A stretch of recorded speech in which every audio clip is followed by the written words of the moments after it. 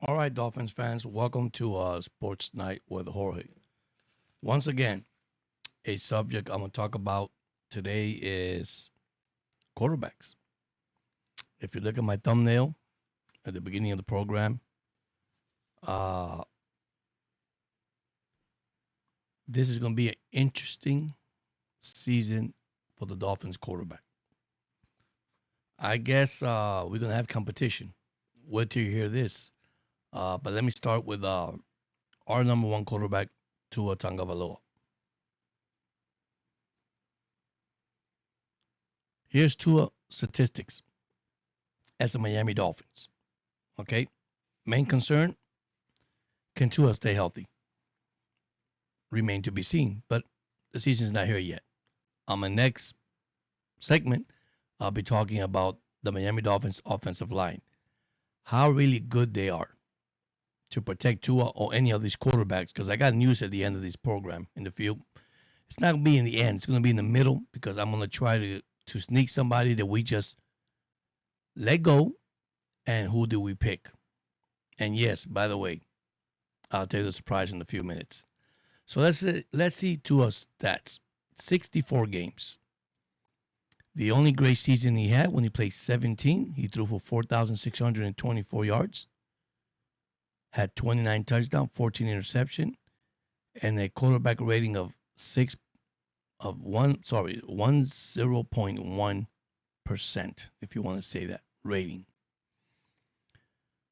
His best rating was 105 in 2022, but he only played 13 games. So the only full season that he has played in what, 5 years?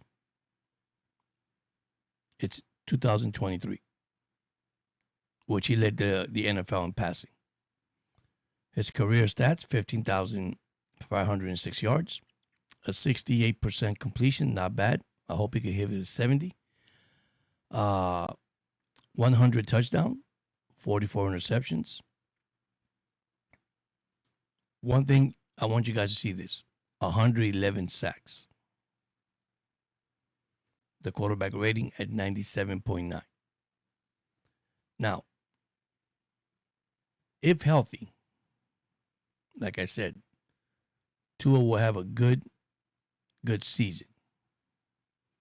But I'm going to speak about the offensive line in my next segment, not this one. And we'll talk about how could Tua succeed to the next level and take Miami at least to the first playoff win. Then, remember, okay, we drafted a quarterback. We also let Tyler Huntley, after joining the Dolphins in September 2024. Huntley did start several games, plays Tua Tagovailoa when he was injured and absent. But the team go ahead and just released him and let him go through free agency and let him find another place he could play football. Then we signed Zach Wilson. Zach Wilson was signed in March 2025, 1 year, $6 million deal.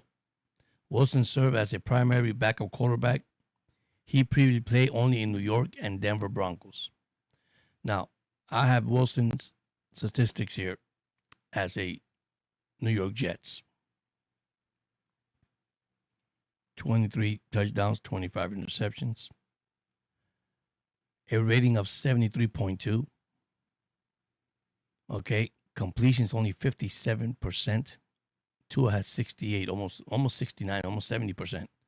And he has thrown for 6,293 yards. His best season,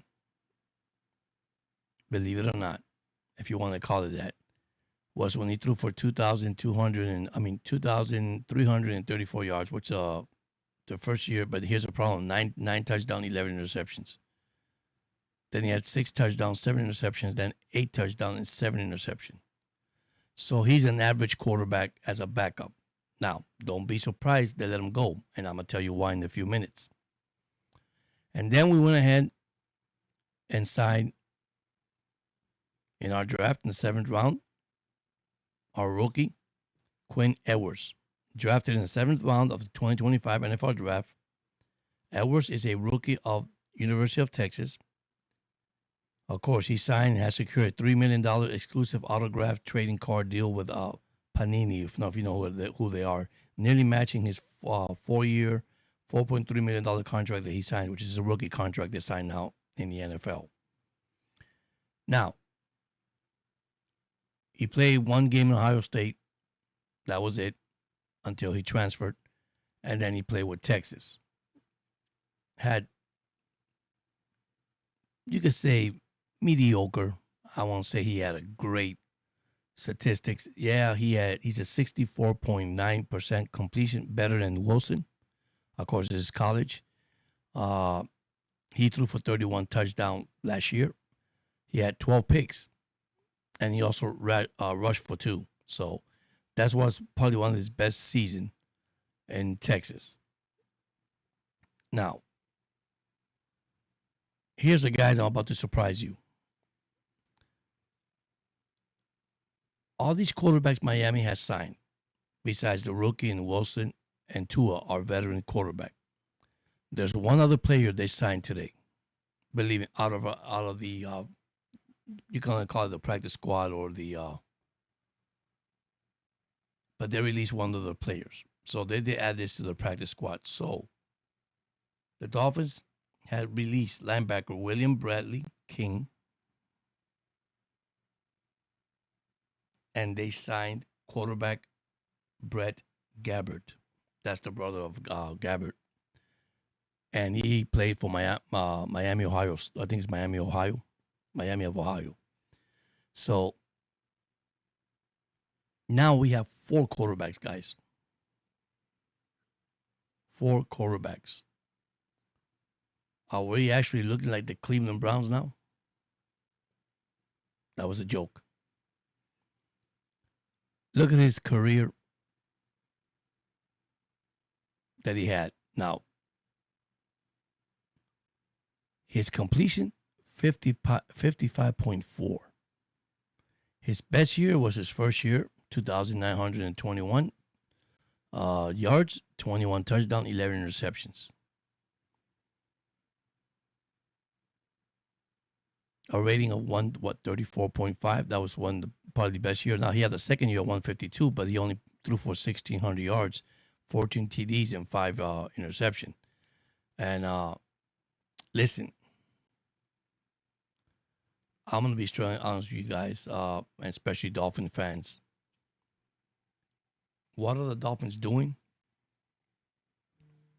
by getting all these quarterbacks in their team?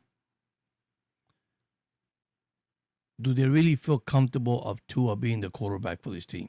See, I don't think Mike Greer does, or Chris Greer, whatever they call him, the vice president, general manager. I don't think he feel comfortable with Tua. McDaniel, he loves Tua. Now, can McDaniel develop Zach Wilson? I mean, it's kind of hard to predict. Okay, you pay a backup quarterback $6 million. Was that a waste of money? Why would you sign Gabbert from Miami of Ohio, even though it's practice squad? But then you got the rookie you pick in the draft. I mean, one of these quarterbacks going to have to go. Or could it be a what do you call it, a trade bait when they trade players? I mean, I don't know. I'm just asking myself that. Now we have 4 quarterbacks in our roster. So, for me, here's the way I see it. There's pressure on Tua. There's competition building up with the Miami Dolphins. So, this is like a message to Tua. you're gonna have to win your spot this year. I mean, you got a roster because you got a roster, but you got to win, and that's going to be very difficult, especially with a schedule that when I come out with it and my predictions, I'll let you guys know. Miami do play a lot of playoff teams in that actually schedule, so I'm not going to let my guards down and and look at statistics and all that because statistics don't win games. W win games. So, but anyhow, I came up today to bring that up because I had that in my mind about the quarterbacks. I'm gonna check for you guys the following the offensive line of Miami Dolphins, how good they are, how good they were to protect Tua, how good they are to protect their quarterbacks that we have now, and what is the future of Quinn if Tua goes down again? Because I don't think it's gonna be Wilson. Now Brett, that they got Gabbert on the practice squad. Who knows? Who knows? Main thing is, can you be healthy? Can you give us another healthy like your 70-game season 2 years ago? Can you repeat that? So remember, we don't have Tehran who retired. Tehran, so he was one of the key, actually key blockers for Tua, and he's no longer there. But I think Miami has a great offensive line, and now when I get to that topic, I'll discuss it. But is that good enough? I mean, now we got 4 quarterbacks. I mean, I know I said something funny earlier about we feel like the Cleveland Browns now. We need 5 quarterbacks in this team. So that shows me that Greer has no faith in Tua. You might disagree with me. Okay, McDaniels also pressure. They say, hey man, I just gave you four good quarterbacks out there. Now, when I say good, the only one I can say is good is going to be Tua. I don't think Zach Wilson, not near Tua caliber. Quinn, he's a rookie, so we cannot put him in that place. Now, neither did Gabbert, because he's also came from college. So it's not fair to compare. But if you want to compare Tua versus Zach Wilson, listen, hands down, it's Tua. But now you sign Wilson to a $6 million contract. I mean, if I was the Dolphins, I would have signed for $3 million, $2 million. I mean, hey man, one season, come with us and see what we could do. How can you develop with this? Because I know McDaniel could do that. McDaniel can help Zach Wilson develop. And maybe he had, not as a Dolphin, but maybe someplace else, he could become a good starting quarterback. Learning the system with McDaniels and now the new offensive coordinators. Listen, I feel that Miami's going to go deep this year. And when I mean deep, not deep in the stands, I'm talking about deep throwing the ball. I think they're not going to go into that dink and dunk stuff because that dink and dunk stuff is not working anymore. Okay, like I say, I said this earlier on my podcast. There's 3 players here that I'm afraid that they're not going to be here probably next year. We know Ramsey wants to trade. The rumor started again. A couple of teams are interested. Tyreek Hill, we don't know which Tyreek Hill we're going to get. The one from the outside, the one from the inside. And most of the fans already are tired, are just fed up and say, hey, man, listen, thank you so much what you have done in Miami. Just move on. Unless he's changing himself and become who he really becomes, a great wide receiver. Leave your problems out, out of the team, out of the stadium, out of the football, just take care of business, man. Because that's what the fans want. Now, the fans base, I'm telling you, I have talked to a lot of fan base already about the Dolphins, and they're not too happy. They want something done quick and fast. And you see, for me, that is the hardest. Because now you're in your, 5th year, 6th year, whatever, and you say, wow, I got to win. If I don't win, I'm out. If this club starts 0-3, beginning of the season, once again, we're going to be in trouble. I know we have to evaluate games by game because that's what I do. I evaluate games by game. On paper, I remember when we got Tyreek Hill, and you guys can reflect to this. We get Tyreek Hill, and we say, "Oh my God, we're going to the Super Bowl. My God, Miami's great. Miami's going to have a great year." All it was is statistics. One thing I'm going to bring up, and I want you guys, if agree or disagree with me, and be sure you leave your comments on this one. Since Miami scored 70 points against the Denver Broncos, this team has not been the same since then. Their numbers went down. Their statistics went down. Their win went down instead of winning. I mean, they were losing. Listen, I'm not going to get into that thing that Miami can't play in November. Miami can't play in December. Miami can win winning teams. Listen, it doesn't matter. Because I could bring a statistic out there that you probably say that is so true. If you win your first 11 games, regardless who you play at the end, right? You're automatically in the playoffs. 11 wins will take you to the playoffs. That's what I'm trying to say. Once you got 11 wins, you say, what in the world? Yeah, that takes you to the playoff. Why it takes you to the playoff? Because that's what it is. 11 wins, the most, will take you to the playoffs. 10, probably a wild card, which will also be a playoff. But those are the things you have to look at. Okay, you want to end up 10-7, go to the wild card. You want to win the division and play all your home field advantage. That's actually the main